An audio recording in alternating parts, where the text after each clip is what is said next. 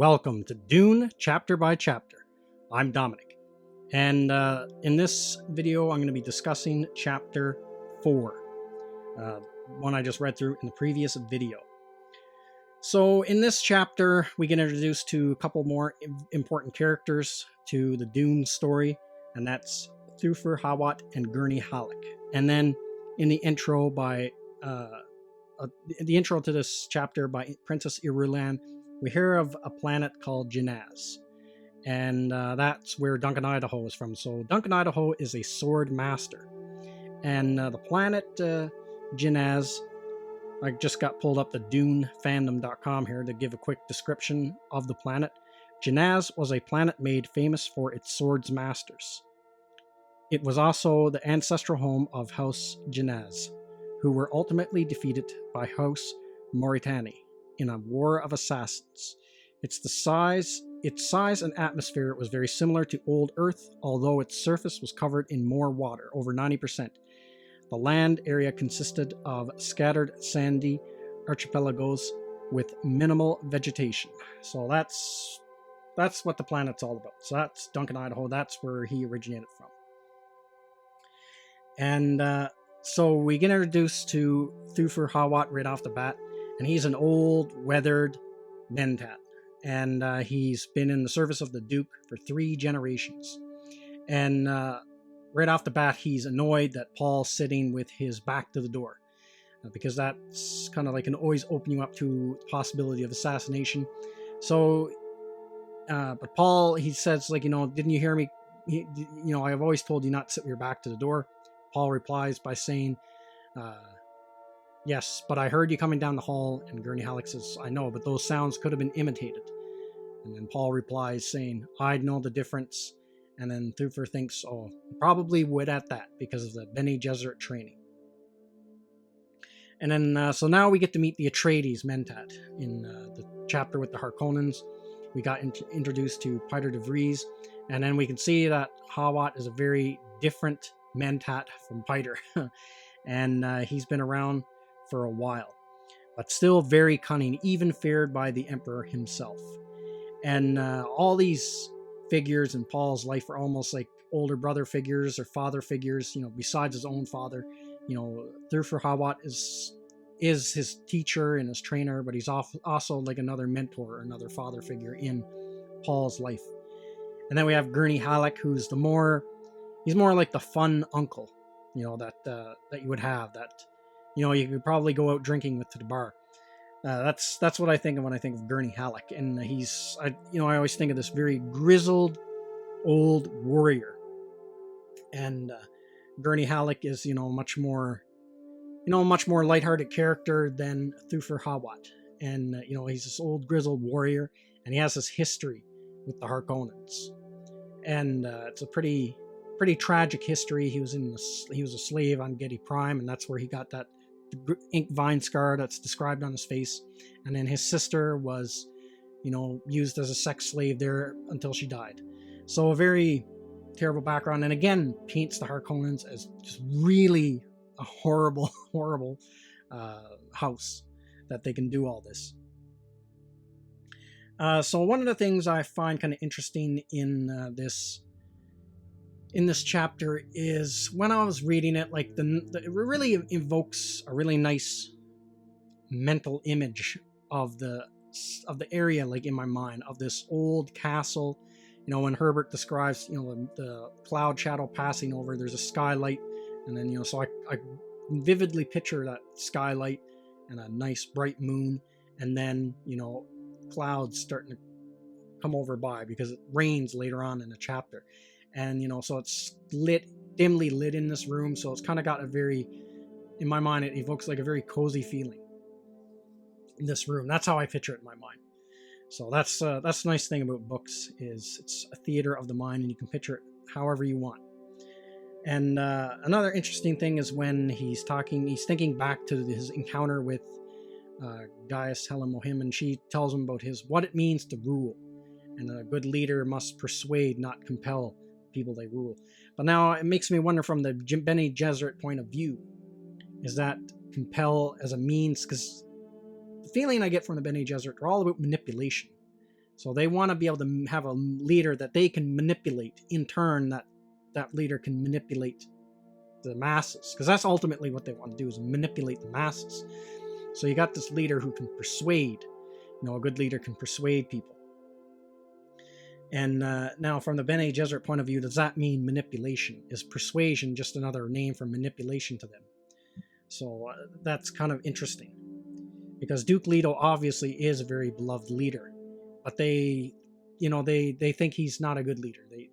He hasn't learned the actual art of ruling, which kind of puzzles Paul, and he doesn't really understand why they would think that.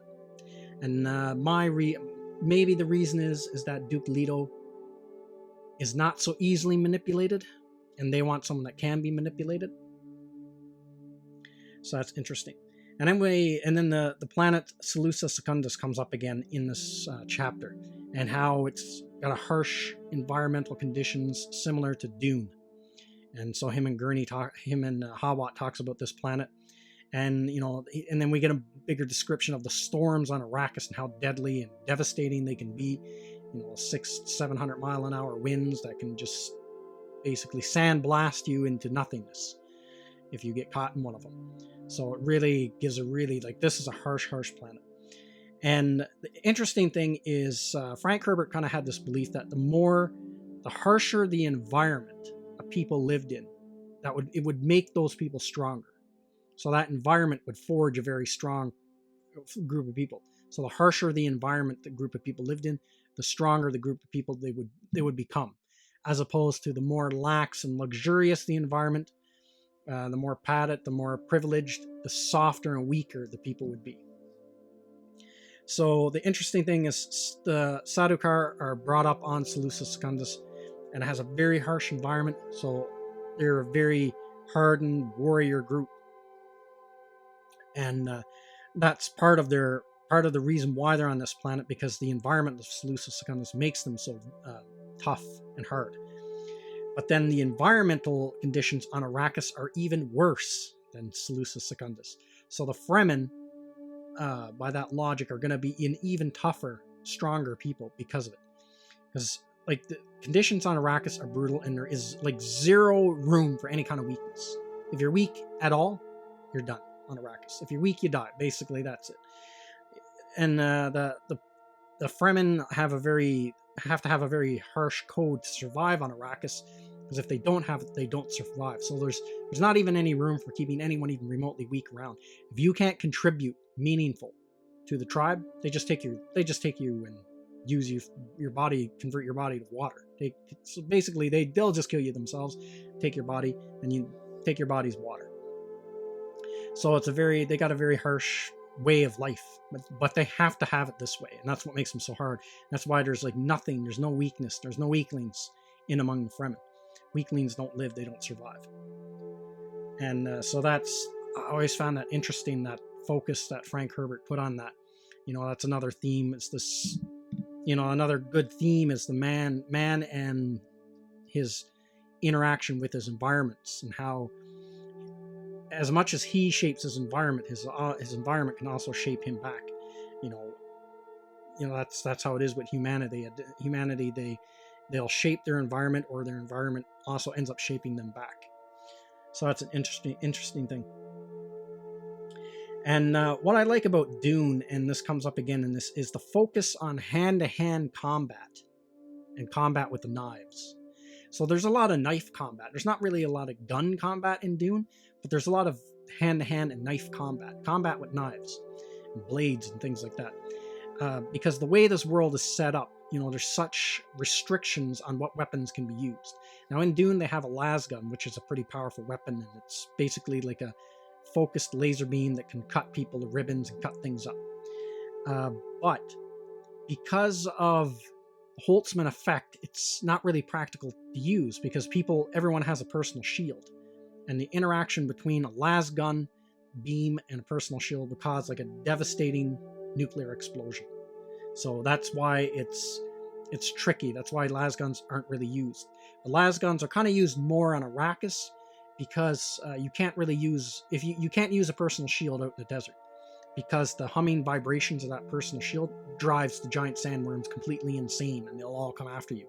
So a lasgun is a more practical weapon on Arrakis than anywhere else, because you're not going to come up against personal shields as much, because you can't use them in the desert, because it would be suicide to use a personal shield.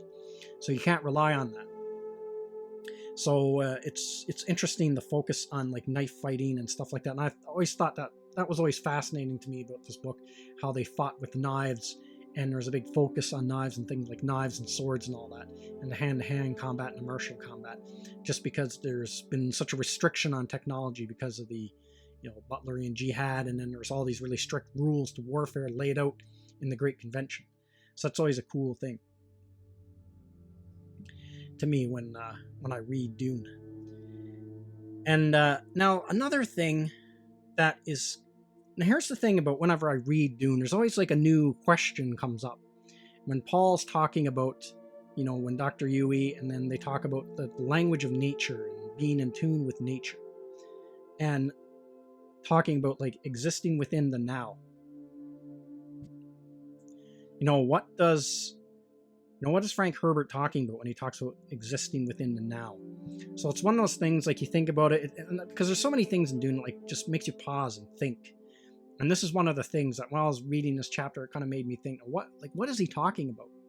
It's one of those things, like, you got to work at it to figure it out. It's not laid out for you easily. So, like, focusing on the now, and then, like the Bene Gesserit says, like, nature is not a thing to be understood, but a thing to be experienced. So I guess the meaning is, if you're trying to understand the nature of reality around you, you're not really focusing on what's going on right now. And then in a life or death situation, you need to be very aware of what's going on right now and what's going on around you right now, instead of trying to figure out, well, why am I here and what's going on around me and all this, and what's the meaning of the nature of existence and all that kind of thing, and what is it to be in the now. So I guess that's maybe one meaning, but I don't really know. Like, I'm not sure what he's talking about when he talks about that, but it just sounds interesting. It sounds very, I don't know, esoteric. That's the only way I can describe it, I guess. And just Frank Herbert's writing style is just, very, very, I don't even know what the word, kind of poetic and esoteric, and it's just so interesting to read his words. And that's why each chapter, you can just pick it right apart, because there's so much in each chapter with all these different themes and things like that. And what I found interesting too is how as you're going along through the story, like, the Atreides know they're going into a trap. Like, I find that interesting. So Paul says, well, the old Bene Gesserit witch told me, my father would lose Caladan, but then he said, well, he's going to get a more richer planet, but he's going to lose that one as well. And Paul says, well, I wanted to warn my father, but the Bene Gesserit said it was too late. He's already been warned. He was warned by Thufir Hawat. He was warned by Lady Jessica. He's been warned by everyone, but still he's going forward. And then Thufir Hawat agrees with him. Yes, she basically says, yes, she's right. And then Paul asks, well, why? Why are we going then when we know that this is a trap? And but Thufir Hawat says, yes, we know it's a trap, but there's a chance here for such huge gains. But it seems like everyone's convinced, like, they almost all of them know the Duke's not going to make it out of this alive. So it's still interesting. But I guess they feel, maybe it's almost like an arrogance of the Atreides, that they, even though, like, so much is going against them, they still feel they can come out on top, despite they're going into such an obvious trap that's been laid. And also, the Emperor commanded it, so I guess they have no choice. That's what it seems like from reading this chapter, that this was a command directly from the Emperor. You guys have to take Dune, so I guess they have to take it and take over the spice production on there. So, but they all know it's a trap. So I always found that kind of interesting. It's laid out very clear, in these first chapters, that Duke Leto's gonna bite it. Like, it's not even subtly hinted at. It's just laid, a lot of the book is just, like, laid right out by the Bene Gesserit, and that, like, something bad's gonna happen to the Duke. So that's interesting that they're going to go forward with this anyway. But they feel that they can still, there's a chance that they can get out of this. There's a chance that they can come out on top, and they can keep Arrakis and still outdo the Harkonnen and the Emperor. Which it does happen for House Atreides. But at a huge cost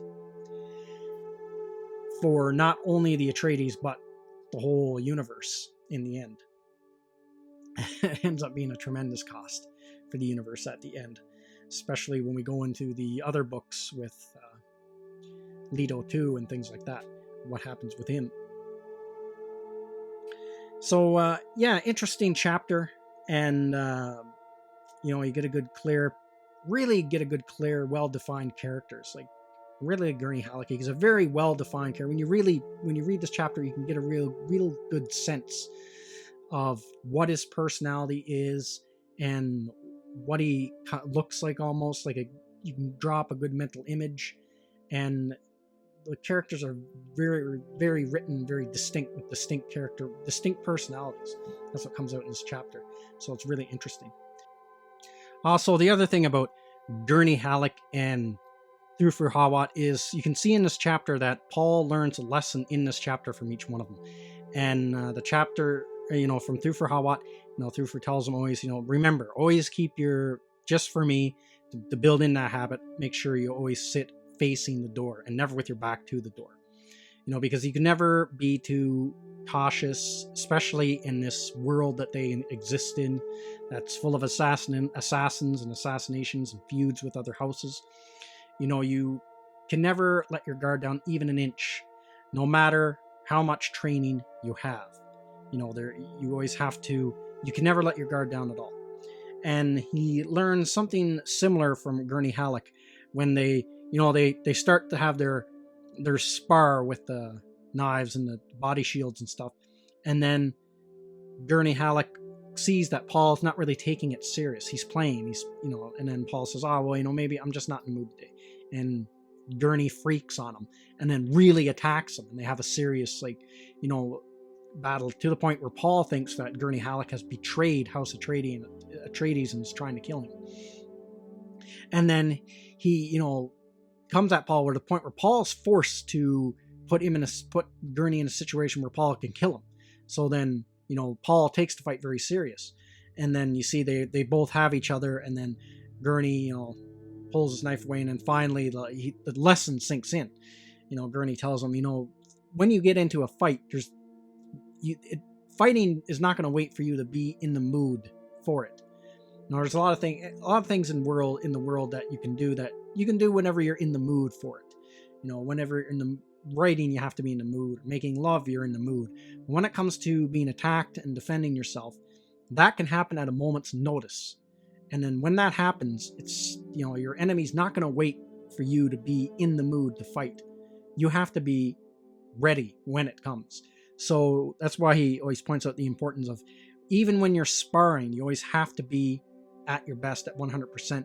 You just cannot be in the mood. So that's an interesting lesson that he teaches Paul. Like when it comes to fighting's not about mood. It's fighting is fighting. And your enemy's not going to wait for you to be in the mood. So I really like that lesson that he learns. So all these people in his life, his father and his mother, and they're all teaching him something. He's all learning from this. That's going to shape him to be the character he eventually becomes. And so the only other thing I guess I can... That pretty much sums up everything I wanted to talk about regarding this chapter. But the other thing, I guess, I just wanted to leave with a parting question. And it was, what did Frank Herbert mean by the mystery of nature and existing in the now, when that comes up? Now, I talked about it a little earlier in the video, but I'm kind of curious to what everyone who is going to be listening to this, what do you people think he means by that? And, what is it to exist in the now? I have some ideas, but I honestly don't really know. So that's an interesting question. I'm just going to part with that question.